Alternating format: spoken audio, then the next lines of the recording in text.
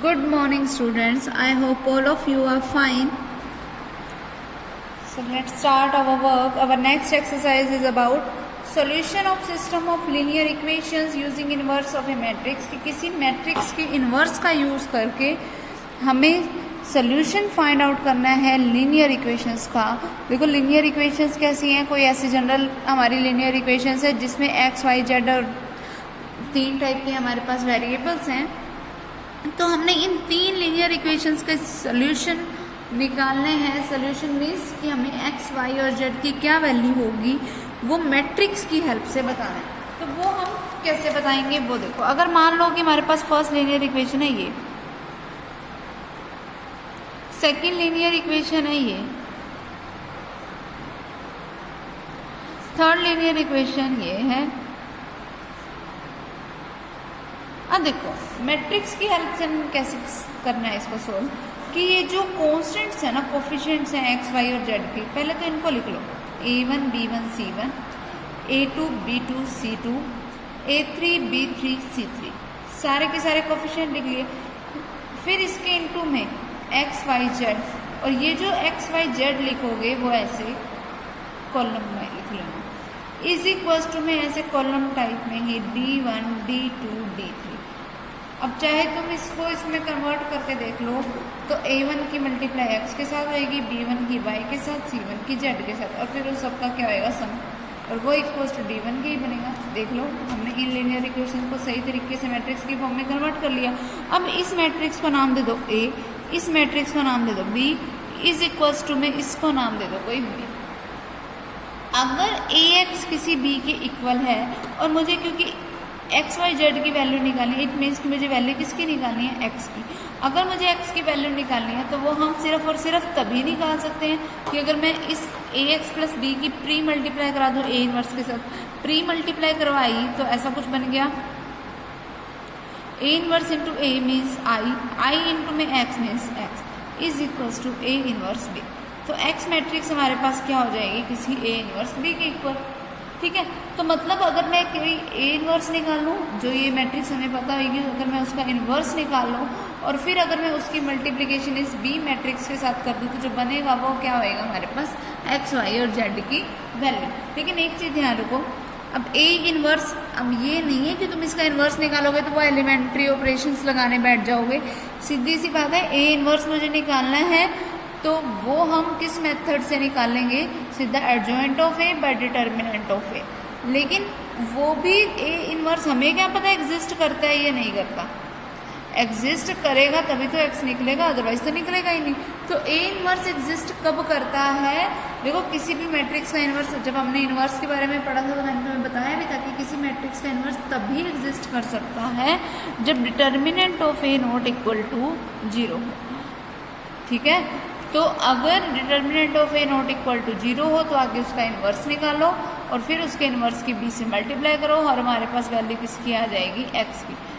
ठीक है, अगर बाय चांस किसी सम में ये हो गया द डिटर्मिनेंट ऑफ ए जो है वो किसी b के 0 के अगर मान लो इक्वल आ गया तो हमारे पास क्या कंडीशंस बनेगी। तब ना देखो सबसे पहली चीज़ ये नोट कर लो कि अगर determinant of A not equal to 0 होएगा देन सिस्टम क्या होएगा, कंसिस्टेंट होएगा और उसका कोई एक यूनिक सोल्यूशन एग्जिस्ट करेगा और उसका सोल्यूशन हम निकालेंगे कैसे, ए इनवर्स बी से। ठीक, जैसे अपन तीन टाइप के सोल्यूशन निकल सकते, तीन टाइप के होते हैं ना हमारे पास, कि कौन सा, पहला यूनिक सोल्यूशन, दूसरा इनफाइनाइट सोल्यूशन, तीसरा क्या होता है, नो सोल्यूशन का केस। तो जब determinant of A not equal to 0 हो और तब यूनिक सोल्यूशन होगा और वैल्यू क्या होगी, कंसिस्टेंट होगी। अगर determinant of A equal to 0 होएगा तब दो केस अराइज होंगे, एक तो नो सोल्यूशन वाला और एक इनफाइनाइट नंबर ऑफ सोल्यूशन वाला। तो हमें कैसे पता चलेगा कि इन दोनों में से कौन सा है, तो वो पता लगाने के लिए सबसे पहले हम निकालेंगे एडजॉइंट ऑफ ए और उसकी ना b से मल्टीप्लाई करा देंगे। अगर एडजॉइंट ऑफ ए इंटू में b करके वैल्यू 0 के इक्वल नहीं बनती तब तो इनकंसिस्टेंट है और नो सोल्यूशन का केस है। अगर adjoint of A into B करके वैल्यू 0 के इक्वल बन गई तब कंसिस्टेंट भी है और इनफाइनाइटली मैनी सोल्यूशन भी होंगे। ठीक है, और फिर उन मैनी सोल्यूशंस को हम निकालेंगे कैसे, कि किसी जेड को किसी के इक्वल रख देना और फिर एक्स और वाई की वैल्यू निकालेंगे हम इन टर्म्स ऑफ के। ओके, इस तरीके से हमें इनको सॉल्व करना है। बाकी सम करोगे तो ये चीज़ और क्लियर हो जाएगी। इसी में देखो एक और थ्योरम भी है। थ्योरम क्या है हमारे पास, A if A is non singular, कि अगर ए कुछ नॉन सिंगुलर है then x equals to A inverse b is the unique solution of the matrix equation A x is equals to b। तो x equals to A inverse b जो होगा वो इस A x is equals to b का क्या होगा, solution होगा। देखो कैसे है, देखो गिवन क्या है, ए इज नॉन सिंगुलर। तो देखो अगर ए एक्स बी के इक्वल है और ए नॉन सिंगुलर है means determinant of A not equal to 0, यानी कि ए इनवर्स एग्जिस्ट कर गया। Now pre multiply both side by A inverse, तो A inverse A into x is equals to this, तो बन गया ना हमारे पास that x is equals to A inverse B.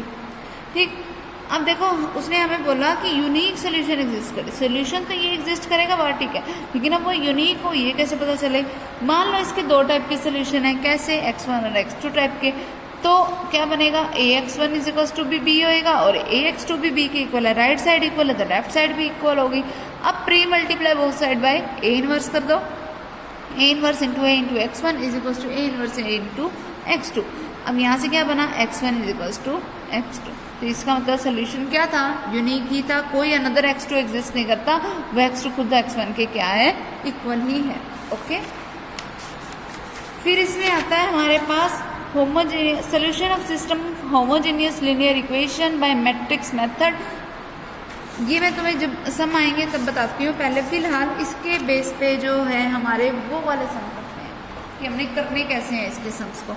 ध्यान से देखना, इजी भी है और लॉन्ग क्वेश्चन इसी एक्सरसाइज से बन सकता है हमारा। तो देखो स्टार्ट करते हैं हम। देखो फर्स्ट क्वेश्चन इज कि अगर solve the following system of linear equations क्या है हमारे पास, 5x minus 7y is equals to 2, 7x minus 5y is equals to 3। ये दे रहे, सबसे पहले तो इनको लीनियर फॉर्म में चेंज करो, 5 माइनस 7, 7 माइनस 5, इनटू में क्या आएगा xy और इज इक्वल्स टू में क्या दे रखा है 2 and 3, मतलब इनकी मल्टीप्लिकेशन इसके इक्वल है। ठीक, अगर इनकी मल्टीप्लिकेशन इसके इक्वल है, मान लो ये कुछ a है, ये कुछ कैपिटल X है, ये कुछ b है, मतलब फॉर्म कैसी है हमारे पास, ax is equals to b। अब मैं x को a इनवर्स b के इक्वल तो तभी बोलूँगी जब determinant of a not equal to 0। पहले मैं डिटर्मिनेंट ऑफ a निकालूँ। देखो डिटर्मिनेंट ऑफ a कैसे निकालेंगे, इन दोनों की मल्टीप्लिकेशन माइनस इन दोनों की मल्टीप्लिकेशन, 5 इंटू माइनस 5 माइनस 25, इसमें से माइनस करना है मुझे इन दोनों की मल्टीप्लिकेशन को, 7 इंटू माइनस 7 मीन्स माइनस 49, क्या बन गया माइनस 25 प्लस 49, जिसका मीनिंग क्या हुआ 24, जो कि ऑब्वियसली नॉट इक्वल टू 0 है। तो अब एक लाइन लिखेगी, सिंपली लाइन आएगी एक, since determinant of A is not equal to 0 means it is non singular.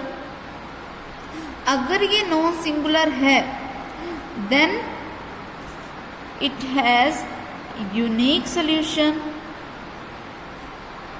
then it has unique solution and A inverse exists। ये लाइन लिखी जाएगी। उसके बाद अब हमने सम निकालना है। अब हम A इनवर्स की वैल्यू निकालेंगे। सबसे पहले ये लिख देना कि अगर AX is equals to B है, now pre multiply by A inverse, तो A इनवर्स इंटू में AX is equals to A inverse into B means X किसके इक्वल आएगा, A इनवर्स B के। ठीक है, इस तरीके से पहले ये हर सम में निकाल के बताना ही है। मान लो ये इक्वेशन नंबर हो गई है मेरी फर्स्ट। ठीक है, अब A इनवर्स किसके इक्वल होता है, देखो अब A इनवर्स तो इक्वल होता है adjoint of A divided by determinant of A के। तो एडजॉइंट ऑफ A निकाल लें पहले हम। एडजॉइंट ऑफ A हमें सबको पता है कि एडजॉइंट ऑफ A जो होता है वो डिपेंड किस पे करते हैं, कोफैक्टर्स पे डिपेंड करता है कि यहाँ पहला कोफैक्टर आएगा, फिर दूसरा कोफैक्टर आएगा, फिर C21 आएगा, फिर C22 आएगा और फिर उसका मुझे क्या लेना है, ट्रांसपोज। तो इसका हम कोफैक्टर निकाल देते हैं। देखो अब A मैट्रिक्स मेरे पास देखो क्या है, 5 माइनस 7 7 एंड माइनस 5, तो C11 क्या बनेगा, minus 1 raise to the power I plus j। ठीक है, फिर C11 की बात करें तो इस रो को छोड़ो, इस कॉलम को छोड़ो। ठीक है, बचा क्या, माइनस का 5 बचा, तो इंटू में क्या आ गया माइनस 5। अब माइनस 1 की पावर, अब I की जगह 1 पुट करो, j की जगह 1 पुट करो, 1 प्लस 1 मीन्स 2, तो माइनस 1 का square means quantity positive, positive into minus 5 means minus 5। फिर C12 क्या आएगा, minus 1 raise to the power 1 plus 2। ठीक है। C12 means -1 raise to the power 1 + 2 1 2। तो इस एलिमेंट की बात हो रही है, इस एलिमेंट की बात होगी तो इस रो को छोड़ेंगे, इस कॉलम को छोड़ेंगे, इनटू में क्या आएगा 7। अब -1 का क्यूब करोगे क्वांटिटी नेगेटिव तो क्या आ गया -7। फिर C21 निकालो -1 raise to the power 2 + 1 into में अब क्या बचेगा -7, जिसका मीनिंग क्या होएगा हमारे पास प्लस का 7। फिर C22 निकालो means -1 raise to the power 2 + 2। इस वाले की बात करें, इस रो को छोड़ा, इस कॉलम को छोड़ा, बचा क्या 5 इनटू में आ गया 5। तो क्या बनेगा हमारे पास रिजल्ट इसका 5 ही आ जाएगा, ठीक है। अब एडजॉइंट ऑफ ए क्या होता है, सबसे पहले पहला कोफैक्टर जिसकी वैल्यू है -5, फिर दूसरा कोफैक्टर -7, फिर है 7, फिर है 5 और इसका मुझे क्या लेना है ट्रांसपोज। तो एडजॉइंट ऑफ ए हमारे पास हो क्या गया -5 -7 7 एंड 5, ठीक है। अब मुझे क्या निकालना है ए इनवर्स। ए इनवर्स किसके इक्वल होता है adjoint of A by determinant of A. देखो डिटर्मिनेंट ऑफ ए हमारे पास क्या आया था 24 आया था, तो लिख दो 1/24 टाइम्स ऑफ -7 -5 -7 7 एंड 5 हो गए ए इनवर्स। अब देखो x किसके इक्वल था ए इनवर्स इंटू बी के, तो क्या ए इनवर्स की वैल्यू हम यहाँ पर पुट करेंगे 1/24 टाइम्स ऑफ -5 -7 7 5। अब इसकी मल्टीप्लिकेशन बी के साथ, अब बी मैट्रिक्स हमारे पास देखो क्या थी, बी मैट्रिक्स की वैल्यू थी हमारे पास 2 और 3, तो इसकी मल्टीप्लिकेशन हम 2 और 3 के साथ कराएंगे। तो x = 1/24 टाइम्स ऑफ, अब देखो इस रो की मल्टीप्लिकेशन इस कॉलम के साथ, -5 की मल्टीप्लिकेशन 2 के साथ तो -10, 7 की मल्टीप्लिकेशन 3 के साथ तो 21, फिर -7 की मल्टीप्लिकेशन 2 के साथ तो -14 प्लस 5 की मल्टीप्लिकेशन 3 के साथ तो 15। तो क्या बन गया 1/24 टाइम्स ऑफ, यहाँ से क्या बचा 11, यहाँ से क्या बचा 1, ठीक है। अब x का मतलब क्या था x और y, इसका मतलब अब 1/24 को अगर मैं अंदर लेके गई तो ये क्या बन गया 11/24 और ये क्या बन गया 1/24। यहाँ से मतलब मुझे क्या मिला कि x किसके इक्वल है 11/24 के एंड y किसके इक्वल है 1/24 के, ठीक है। तो ये हमारे पास इसके सॉल्यूशंस हो गए, ठीक। इस तरीके से हम किसी भी लीनियर इक्वेशन का using matrix method solution find out कर सकते हैं, ओके। अब नेक्स्ट हम देखो ये तो हमारे पास सिंपल था, और जिसका हमारे पास सॉल्यूशन निकल रहा है वो हमेशा कंसिस्टेंट ही होता है। और कंसिस्टेंट का हम डायरेक्ट भी पता लगा सकते हैं कि अगर determinant of A not equal to 0 हो तभी हम सबको आगे बढ़ाएंगे, अदरवाइज नहीं बढ़ाएंगे, ओके। अगर बाई चांस डिटर्मिनेंट, देखो कंसिस्टेंट दो केसेस में एग्जिस्ट करता है, एक तो मैनी सोल्यूशन का जो केस होता है उसमें, और एक यूनिक सोल्यूशन का केस होता है। यूनिक सोल्यूशन का मतलब determinant of A not equal to 0 आना चाहिए, और अगर determinant of A by chance equal to 0 आ गया तब मुझे क्या पता चले कि वो इनकंसिस्टेंट है या कंसिस्टेंट, तब हम उसकी फॉर्म को हमें उसको चेंज करना पड़ेगा। कैसे करोगे वो देखो अब हम एक नेक्स्ट सम करते हैं। देखो क्या है हमारे पास 2x + 3y = 5, 6x + 9y = 15। तो a क्या आ जाएगा हमारे पास 2 3 6 9, x क्या आ गया हमारे पास x and y, and b क्या आ गया हमारे पास 5 एंड 15, यही बनेगा। अब देखो अब पहले काम मैं इसका डिटर्मिनेंट निकाल के देखो क्या आएगा, इन दोनों की मल्टीप्लिकेशन 18 -6 × 3 मीन्स 18 -18 0। अब देखो determinant of A equal to 0 आ गया, तो अब दो केस अराइज होगी कि या तो ये नो सोल्यूशन का केस होगा या फिर इनफाइनाइट मैनी सोल्यूशन का केस होगा। अब कौन सा केस है वो मुझे पता कैसे चलेगा, एडजॉइंट ऑफ ए निकाल के पता चलेगा। तो पहला काम एडजॉइंट ऑफ ए निकालो। देखो 2 ये है ना, इसको छोड़ दो इसको छोड़ दो, बचा क्या 9, यहीं पे 9 आएगा, देख लेना चाहिए खुद से निकाल के। फिर A12 रखो, इस एलिमेंट की बात करें, इस रो को छोड़ो, इस कॉलम को छोड़ो, क्या आएगा 6, बस इसका साइन चेंज कर दो। इसकी बात करेंगे, इस रो को छोड़ो, इस कॉलम को छोड़ो, क्या बचेगा 3, बस इसका साइन चेंज कर दिया। जब इसकी बात करेंगे तो क्या आएगा 2। अब देखो एडजॉइंट ऑफ ए जब भी निकालते हैं उसका ट्रांसपोज लेते हैं, तो ट्रांसपोज ये बनेगा, बन गया। अब देखो नेक्स्ट काम क्या होता है कि हमें एडजॉइंट ऑफ ए इंटू में क्या निकालना है, अब बी। हमने यही कहा था ना जब इसका बेसिक किया था, तो कि अगर determinant of A equal to 0 होगा तो वो दो चीज़ों पे डिपेंड करेगा कि adjoint of A into B हमारा 0 आता है या नॉन 0 आता है। अगर नॉन 0 आता है तो नो सोल्यूशन का केस होएगा और वहीं पे हमारा सम खत्म। अगर इक्वल टू 0 आता है तो हम सम को आगे बढ़ाएंगे। तो अब एडजॉइंट ऑफ ए इंटू में बी करके देख लेते हैं हमें पता चल जाएगा हमें सम आगे बढ़ाना है या नहीं। क्या है 9 माइनस 6 माइनस 3 2 की मल्टीप्लाई करानी है मुझे 5 और 15 के साथ। देखो क्या बनेगी 9 की 5 के साथ मल्टीप्लिकेशन 45 माइनस में 3 की 15 के साथ मल्टीप्लिकेशन 45 माइनस में 30 फिर प्लस में 30। क्या बन गया 45 माइनस 45 0 माइनस 30 प्लस 30 0। इसका मतलब adjoint of A into B 0 के इक्वल आ गया। अब क्योंकि adjoint of A into B 0 के इक्वल है तो कैसा केस हो गया मैनी सोल्यूशन टाइप का केस हो गया। मैनी सोल्यूशन का केस जो है वो क्या कहता था कि हम जो एक वैल्यू है उसको क्या मान लें के मान लें। अगर y की जगह के रख के है y की वैल्यू तो यहाँ पर पुट कर दो क्या बनेगी 2x plus 3y is equal to क्या आ गया 5। यही है first equation means 2x plus 3k is equal to 5। तो इट मीन्स 2x किसके इक्वल हो गया 5 माइनस 3k के।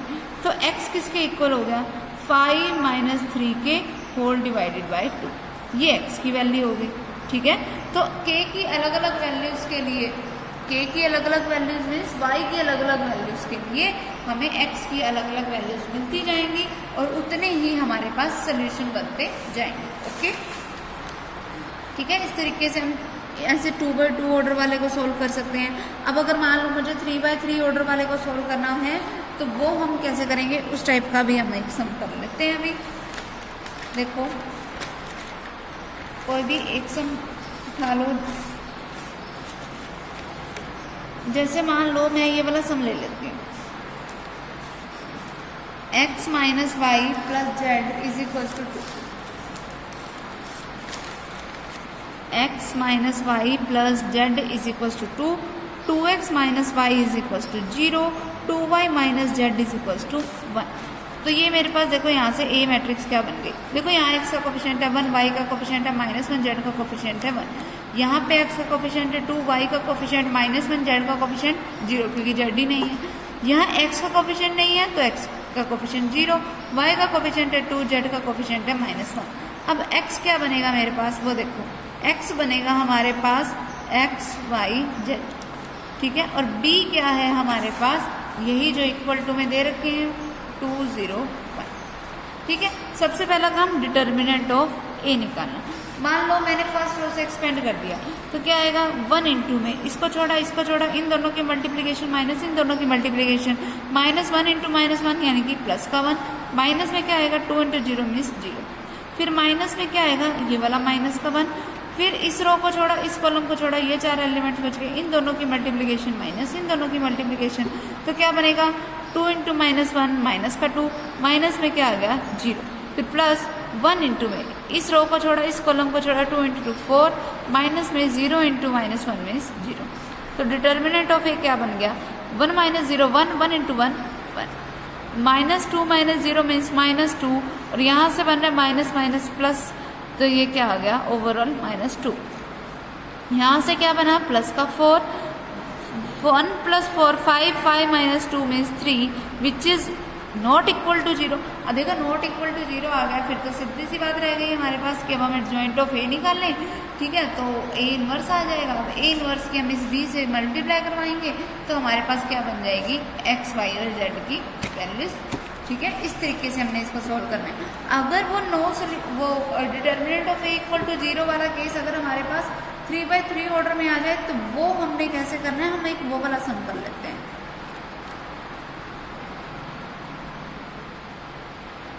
देखिए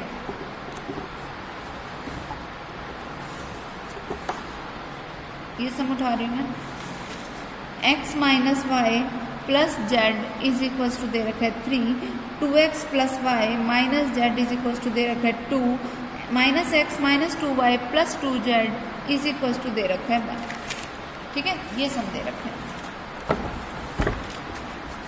क्या बनेगा वो देखो ए मैट्रिक्स क्या है हमारे पास क्या बनेगी x का कोफिशिएंट है 1 y का कोफिशिएंट है -1 z का कोफिशिएंट है 1 x का कोफिशिएंट है 2 y का कोफिशिएंट है 1 z का कोफिशिएंट है -1 x का कोफिशिएंट -1 y का कोफिशिएंट -2 z का coefficient 2 so that x is equal to x y z and b is equal to क्या आएगा हमारे पास यही जो इक्वल में है 3 2 1। ओके, सारी वैल्यूज पता है ना। सबसे पहले हमें क्या करना है, डिटर्मिनेंट ऑफ ए निकालना है। तो डिटर्मिनेंट ऑफ ए निकालते हैं पहले। एक्सपेंड कर दो फर्स्ट रो से, क्या बनेगा 1 इंटू में इन दोनों की मल्टीप्लिकेशन माइनस इन दोनों की मल्टीप्लिकेशन 1 इंटू 2 2 माइनस में इन दोनों की मल्टीप्लिकेशन की वो भी प्लस का 2 आ गई। फिर क्या आएगा माइनस में ये वाला -1, इस रो को छोड़ा इस कॉलम को छोड़ा इन दोनों की मल्टीप्लिकेशन 4 माइनस में इन दोनों की मल्टीप्लिकेशन प्लस का 1 ये आ गया। फिर प्लस 1 इंटू में क्या आएगा इन दोनों की मल्टीप्लिकेशन -4 माइनस में इन दोनों की मल्टीप्लिकेशन माइनस का 1 ये हो गया प्लस का 1। So that determinant of A is equals to 2 - 2 0 into 0 0 into 1 0 minus देखो माइनस इंटू माइनस प्लस का 1 प्लस हो गया ना। फिर इंटू में पड़ा है 3, यहाँ से क्या बना -3 3 से 3 कैंसल, क्या रिजल्ट बना 0। जब डिटर्मिनेंट ऑफ ए 0 के इक्वल आ जाए नेक्स्ट काम क्या है हमारे पास, एडजॉइंट ऑफ ए निकालना। एडजॉइंट ऑफ ए निकालने के लिए पहले कोफैक्टर निकालने पड़ेंगे, तो पहले कोफैक्टर निकालो। देखो C11 की वैल्यू क्या आएगी, इस रो को छोड़ा इस कॉलम को छोड़ा इन दोनों की मल्टीप्लिकेशन माइनस इन दोनों की मल्टीप्लिकेशन 2 माइनस में 2 करोगे 0 आएगा। C12 करो, देखो क्या आएगा, इस रो को छोड़ा इस कॉलम को छोड़ा 4 माइनस में 1 यानी कि 3 आएगा और बाहर एक माइनस का साइन आएगा, क्यों -1 raise to the power i plus j करके आएगा। तो क्या रिजल्ट बना इसका माइनस का 3। नाउ C13 क्या बनेगा हमारे पास, C13 की वैल्यू इस रो को छोड़ा इस कॉलम को छोड़ा इन दोनों की मल्टीप्लिकेशन -4 माइनस में करना है माइनस का 1 तो माइनस माइनस प्लस, तो क्या वैल्यू आ गई -3। फिर C21 की वैल्यू क्या आएगी, इस रो को छोड़ा इस कॉलम को छोड़ा -2 -2 माइनस का 2 प्लस का 2 0, ठीक है। फिर C22 की वैल्यू इस रो को छोड़ा इस कॉलम को छोड़ा 2 माइनस में माइनस का 1 तो क्या हो गया 2 + 1 जिसका मीनिंग क्या हुआ 3। फिर C23 की value second row third column इसको छोड़ा इन दोनों की मल्टीप्लिकेशन माइनस इन दोनों की -2 माइनस में क्या आएगा प्लस का 1 तो ये हो गया और बाहर एक साइन चेंजर भी आएगा, ठीक है। तो क्या बन गया -3 और बाहर एक माइनस पड़ा है तो प्लस का 3। फिर निकालो C31, इस रो को छोड़ा इस कॉलम को छोड़ा तो क्या बनेगा वो देखो हमारे पास, इस रो को छोड़े इस कॉलम को -1 इंटू -1 प्लस का 1 जिसमें से माइनस क्या आएगा 0 हो गया। फिर C32 की वैल्यू क्या बनेगी वो निकालो, C32 क्या बनेगा 1 इंटू -1 फिर माइनस में क्या आएगा 2 और बाहर एक साइन चेंजर तो क्या वैल्यू आ गई 3। फिर C33 निकालो, इस रो को छोड़ा इस कॉलम को छोड़ा 1 माइनस में माइनस का 2 करोगे तो 1 + 2 यानी कि 3 आ गया। तो अब एडजॉइंट ऑफ ए देखो मेरे पास क्या बन गया, सबसे पहले ये सारी वैल्यूज रखो, ठीक है, सारी वैल्यूज रख दी। वैल्यूज रखने के बाद हमने इसको क्या लेना है ट्रांसपोज लेना है, ट्रांसपोज भी ले लिया,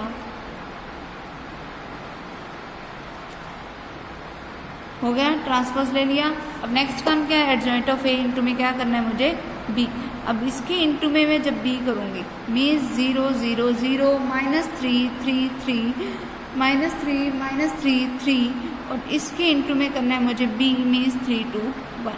अब मल्टीप्लाई कराओ, 0 की मल्टीप्लिकेशन 3 के साथ 0 की 2 के साथ, यहाँ क्या हो गया 0।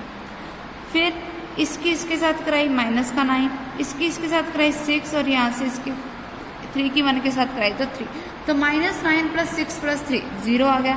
-3 × 3 -9, यहाँ से क्या बन गया मेरे पास -6 और यहाँ से क्या बन गया मेरे पास प्लस का 3, ठीक है। तो ये हमारे पास फिर से क्या बन जाएगा, आई थिंक कहीं पे साइन वगैरह की मिस्टेक्स हुई है, अदरवाइज यहाँ पे भी 0 बनना चाहिए, देख लेना चेक कर लेना इसको, ठीक है। उसके बाद देखो हमारे पास नेक्स्ट क्या बनेगा, इतना हो गया। उसके बाद नेक्स्ट है देखो यहाँ जब ये हो जाए क्योंकि ये 0 0 बन गया, अब adjoint of A into B अगर 0 0 बन जाए तो हमारा नेक्स्ट काम होगा क्या, देखो अब हमारे पास जब हमने इनकी मल्टीप्लिकेशन की तो हमारे पास रिजल्ट किसके इक्वल आया था 0 के आया था। जब भी adjoint of A into B 0 के इक्वल आ जाए तो हमारे पास नेक्स्ट काम क्या होता है कि एक्स वाई जेड और के में से किसी एक को क्या करना, एक्स वाई जेड में से किसी को भी एक को के पुट कर दो। तो देखो पहली इक्वेशन मेरे पास ये थी x - y + z is equal to 3। अगर मैं लेट कर लूँ z is equal to something k है, तो मेरे पास क्या बन गया, that x minus Y plus k is equal to 3, means x minus y किसके इक्वल आ गया, 3 माइनस के।